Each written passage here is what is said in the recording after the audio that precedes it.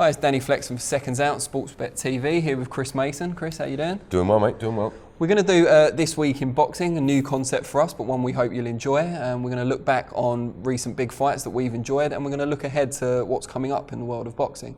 So, first of all, we just wanted to talk about the biggest fight of recent times. It's May 24th today, I should point out. So we're just coming off the back of Lee Selby defending his IBF featherweight title against Josh Warrington at Ellen Road. Big crowd there, football stadium. And for banned, people, everything. Yeah. Spoiler alert for people who don't know, Josh Warrington against the odds, even though he was fighting in his hometown, got the job done, won on points, and put in a career best performance in his most important fight, which is pretty impressive. Yeah, it was impressive. I know the majority of picks. It was interesting actually looking at some of the magazine picks. They had it quite close. I didn't see it that way. I know a lot of people that follow boxing also didn't see it that way. I thought Warrington was going to. It was all going to be too long for him because he's very short for the weight. He's very much an inside fighter. That's his game. And I thought, well, we know Selby, although he doesn't really carry any kind of punch, he keeps everything long. He's got great timing, great feet. But it didn't happen for him. I don't know whether it was the weight or, has he been found out? He just stayed in the pocket too long, didn't he? He was just sort of closing down the range, staying in the pocket and starting to fight Warrington's type of fight. It was bizarre, and then the cut, which we know was cut from early on, wasn't he? We had two cuts. He was cut early on, and then a couple of rounds later, he was cut on the other side, and that seemed to prove a distraction. Yeah, and it was the way they treated with the cut. It was funny actually because Chris Sanager was in the corner for Eubank's fight against Groves when he got cut. He didn't really know. It was almost like panic, and that was very much the case again with Selby, which is. I'm surprised a fight of that magnitude they didn't bring in a cutsman. I know Chris Whyte. I know he's been in and around boxing all his life. Former manager of Glenn Catley, who won a version of the world middleweight title, super middleweight title. But yeah, just their instructions lacked sort of any idea, and they say the first sign of madness is you keep repeating something. He just kept doing the same kind of thing. He didn't spin off. He just stayed in the pocket. And ended up getting his ears boxed off. Do you think that, and I don't just mean now, but do you think too much of the aftermath has been dedicated to where Selby went wrong in terms of the cuts, maybe being weight drained, compared to what Warrington did right? Because Warrington did put on a career best performance. The pressure was on him. He was at home. He really had to deliver. He'd drawn this big crowd. He'd been chasing Selby for years as well, so he put a lot of pressure on himself. And he turned out this amazing performance, better than we'd seen him before. He moved laterally more. His variety was better than we'd seen it. His shot selection, hand speed was really good as well. Carried a bit of pop. If anything, he looked like the puncher in the fight, whereas previously we thought maybe it was Selby. He stiffened Selby up 3 or 4 times. Yeah. So do you think that he's been kind of done a disservice to an extent, that people aren't focusing enough on his strengths rather than Selby's weaknesses? Yeah, I think that's probably down to the world we live in of social media. We're all experts. I picked Selby to win. I think most people. My response to Selby not winning was all credit to Josh Warrington. He put in a fabulous performance. He made Selby look ordinary. He somehow managed to create a situation where Selby was falling in, where you expected it to be the other way around. And it was a fabulous performance. I think we probably overrated Selby and underrated Warrington. But yeah, all credit to him. And he's going to be a handful for anybody. I mean, they make that Frampton fight. That's a great fight.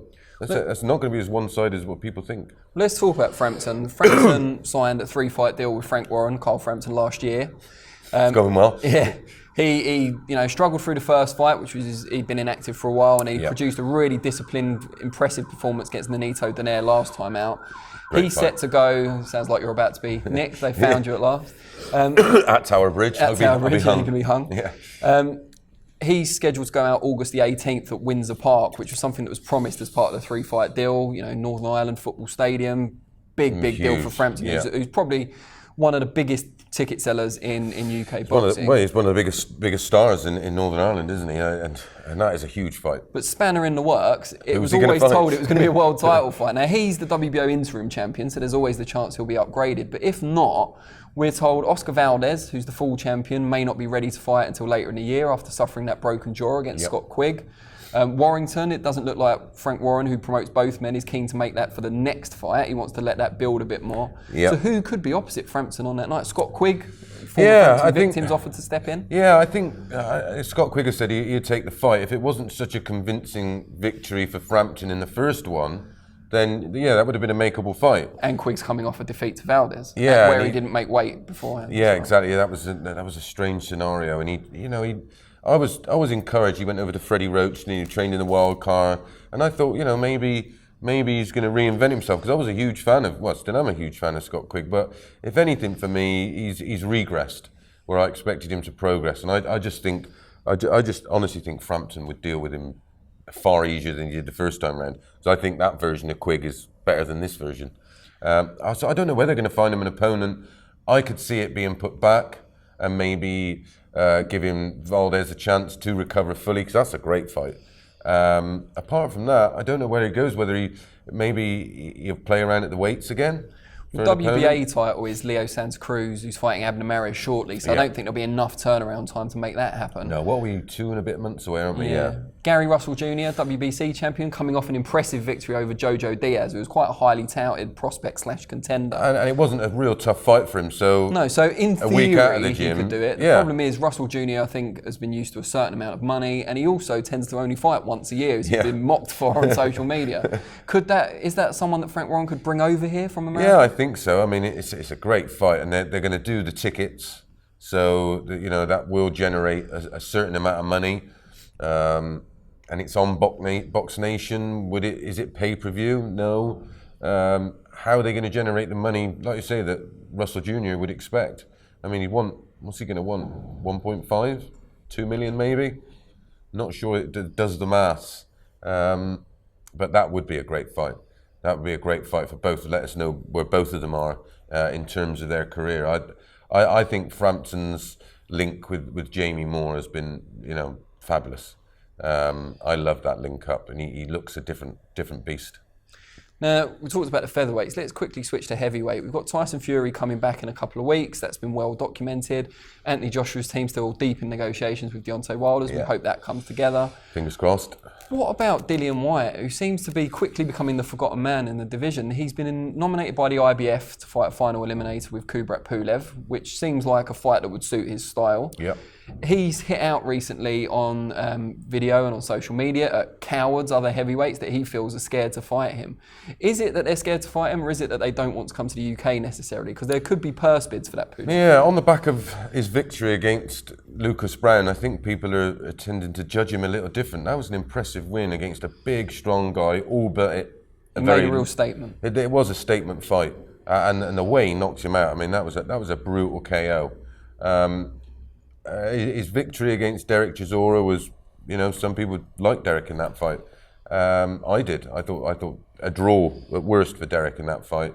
The Hellenius win, obviously a bit of a snooze fest. However, still winning every round against someone that big and experienced wasn't the worst. Yeah, I mean, he's basically being judged for me on the back of wobbling AJ, who we know has not got the greatest chin in the world. And he seemed to have lived off that and gone from this domestic level fighter who wasn't really that good. He's no great shakes, let's have it right, to now sort of demanding world title shots from on the back of what? Beating in what was an ex-Dolman in Lucas Brown, because that's all he was. He didn't start fighting until I think he was his late 20s. He'd never been inside a boxing ring. Sure. So how great is he a fighter? I fancied Lucas Brown might pull off the upset because he's big enough and strong enough, and I thought Dillian would run out of ideas and he'd catch him with a big shot like he did over in Russia. Was it Shagiev? Yeah. That guy. There's another guy that don't get bowled over very easy, and Lucas Brown done a job on him. And fair, again we were sort of judging him on that performance. I feel a little bit for Dillian. I've sort of become a fan over the years. And he's plugging away. He's done everything he's been asked to do. Exactly. I just think the issue now is he had 2 eliminators that he could choose between, if you like. And one was against Luis Ortiz for the WBC, which he didn't seem too keen on. I can't say I blame him. I think style-wise, he definitely made the right choice. Yeah. Pulev's a lot more straightforward. And I think that'd actually be quite a watchable fight. I like that fight. Yeah, I like that fight. But he's got the problem is he's got a date reserved at the O2 on July 28th with Matchroom. He expects that Pulev should just accept the offer that's been put to him by the promoter and come over, which would be great for him and for his team. However, Pulev's a decent draw back home, Bulgaria, and also in Germany. He's got the Sauerlands behind him. He might want to do it over there, and that could lead to a bit of a delay. Yeah, I mean, if they'll put up the money, there's no reason why he wouldn't go there. We know Dillian. Dillian just likes to fight. That's it. He's a fighting man. He'll fight anywhere. And I don't know if the money is that important to him. He doesn't come across as one of these guys that we never see him showing off his Rolex or his Bentley or anything like that. You just don't. It's not his. You know, he just likes to live in the gym and he works hard. So, you know, if they offered him the fight over there, I should imagine he would go, yeah, go on then. There is risk involved though. Like, I remember when Derek Chisora was on that great little run of victories over in Britain, he'd been rebuilt really well, and then he went over to Germany or Bulgaria, I can't recall, and fought Pulev and was well beaten. Yeah, he was well beaten. And I think there's that concern there that if Dillian Whyte's going to get well beaten, he wants it to be in a world title fight so he can make his money. Yeah, I think so. Yeah, and every credit to him. Why not? That's the game. But I don't. You know, who beats him at heavyweight? You take out AJ and Wilder. He's a fair matchup for anybody out there at heavyweight. Again, is he? You know, he's keen to get this world title. I just don't know where that shot's going to come from for him, and it be negotiated for a genuine version of that title.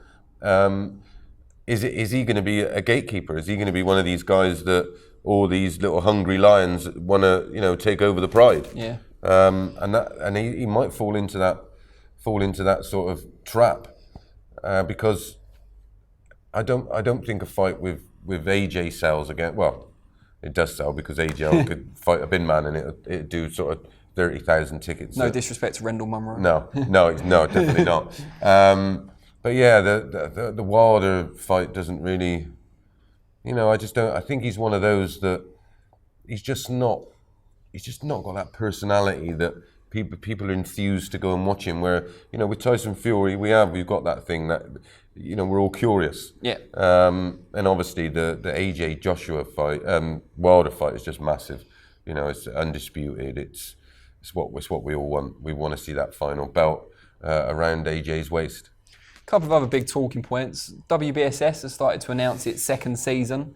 The Bantamweights, they've already announced at least 3 of the lineup for that. Ryan Burnett, Zolani Tete, of course. They're talking about the winner of Jamie McDonnell and Noya Inoue, which takes place tomorrow. Going into that as well. And Rodriguez, who recently won the belt against Paul Butler. And super lightweight, they're talking about potentially the winner of Josh Taylor and Postal as well. What do you make of it? It seems like it's a concept that's going from strength to strength. If they put Eubank against Smith. You said me back in. Against Smith for the final of the super middle, I'll never watch any of it again. I'm lying. I will watch it. But out of protest, because I'll be disappointed if they don't find a way. It's looking unlikely now because Smith came out this week and said he's willing to wait. He's willing to wait even until September if he has to, because he'd rather fight. And rightly so. You can't have a competition and then, Bramer would have been, more warranted. He was in it originally and then had to pull out because of illness. I'd rather see him in there. Seeing the names that have been announced for the new season so far, can they live up to or even surpass the action we've seen this year from the super middleweights and the cruiserweights? Yeah, I think so. That division is just littered with just absolute the bantamweight elite level fighters, and I'm talking elite. And they're all going to be put into, effectively a court. Respect to the fighters for taking it on, because you don't know who you're going to fight. But I think the guarantee. I think the guarantee of money is fairly substantial. So I can see why they're doing it. And you eventually, it don't matter what weight you are, or whether it's mixed martial arts, UFC, or whatever else. If you're a fighting man, you want one champion of each division, and the fighters recognise that. And I'm just so pleased they've all put their name in the hat. And we are going to have, the ultimate champion in that division, like we are at super middle and like we are at cruiser. The final of the cruiserweight is fascinating. I don't know where it's going to happen because it was they were trying to get it in Ukraine, weren't they? But I don't think Gassia's having any of that at all. So yeah, I mean that's another major fight that we've got to look forward to. Before we wrap things up, let's talk DAZN, which seems to be the big boxing story of the moment. Eddie Hearn signed a deal, mainly American shows, with DAZN, although they will also carry the Sky shows from here in the UK to a US audience. DAZN, a streaming service, I should probably call them DAZN as it's American. It's DAZN, isn't it? DAZN. DAZN, yeah. Brilliant. Yeah, and they're doing it with the Perform Group as well. So they've got a billionaire backer. Yeah. Which is obviously reassuring for a sport like boxing. He's got something like 32 billion. Is that all? Yeah, so he's throwing $1 billion at it, and it's like chump change, isn't it? It's not going to... But what a deal. What a deal for Eddie. It's a huge budget for Eddie Hearn's US shows. It gives him a bit of a catapult into the US market compared to what he was already doing. He's already making inroads, but this really puts him on a higher level. But as we've seen this week, Adrian Broner has actually gone public with an offer he received from Eddie Hearn to fight on DAZN, as I'm now going to call it all the time, and rejected it publicly as well, which was quite crass of him to do so. But I think everyone kind of got carried away with the original deal and the figures involved and thought Eddie Hearn's taking over the US now. Maybe it was a reality check for Broner because he's done, been exposed. But yeah, I think people like Eddie's platform, and platform, and they like him. They like the way he does his business. He's very open. His dad was. I mean, he's almost just a carbon copy of his father. But he's got all these TV dates. He's got big budget behind him. He's got an infrastructure in place. Why is someone like Broner, who's, as you said, is finished and not the star he was before potentially, although he still draws really good TV ratings? Why does he feel in a position to turn down a guaranteed offer of what, $6.5 million was it? Yeah, I'm not sure it was 6.5. Or maybe more. Yeah, I'm not sure it was that much. In dollars. Yeah, there was something within that negotiation or within that contract that must have really offended him. Do you think it could be as well that some of these American fighters who have fought on HBO and Showtime are used to fighting hand-picked opponents, whereas when Eddie guarantees these $2 million, we saw the thing that Broner posted. It didn't say who the opponents were going to be. So not only can you not hand-pick the opponents, the fights could be tough. You could also end up in a really, really big marquee fight that's going to make loads of money for DAZN. Yeah. And you've already agreed to only be paid. Only. I mean, I'd love $2 million, but do you know what I mean? So another $2 million. Yeah, another. Thank you. So you could be doing yourself a disservice in the negotiating table by accepting a flat fee without knowing who the opponent is. Yeah, and that's an interesting way that Eddie's going about his business. He's in a position now where he's holding all the, he's holding the checkbook. He's got all the money, and as he said, we've got the platform, we've got it on Sky. And they all thought it was almost mythical that Eddie was going to come over to America and attempt to take over, but I think a lot of the promoters now are looking, going, oh my God, he now has the money. The big thing with Wilder was, where's the money coming from? When he offered this $50 million, where is it? Where is it coming from? Eddie Hearn's now in a position that if a fight like that comes up, you go, well, I've got the money. Yeah. See this fella, he's a billionaire. Yeah, exactly, yeah. Again, he now is in a position to make those big fights that we maybe thought couldn't be made down to finances. And listen, he leaves no stone unturned. We get them all not for free, but we get them all as part of an existing, if we have one, Sky subscription. Exactly, yeah. And it's 16 shows a year, just from America. Just in the US. Yeah, I mean, that's great for fight fans, especially if you're already, let's say, a subscriber to Sky Sports anyway. It's costing you no extra money, which is it's a win-win. So, DAZN, WBSS, Cole Frampton's next fight, Josh Warrington's next move. We'd love to know what you think, so please leave your comments below, and we'll see you for the next version of This Week in Boxing. Cheers.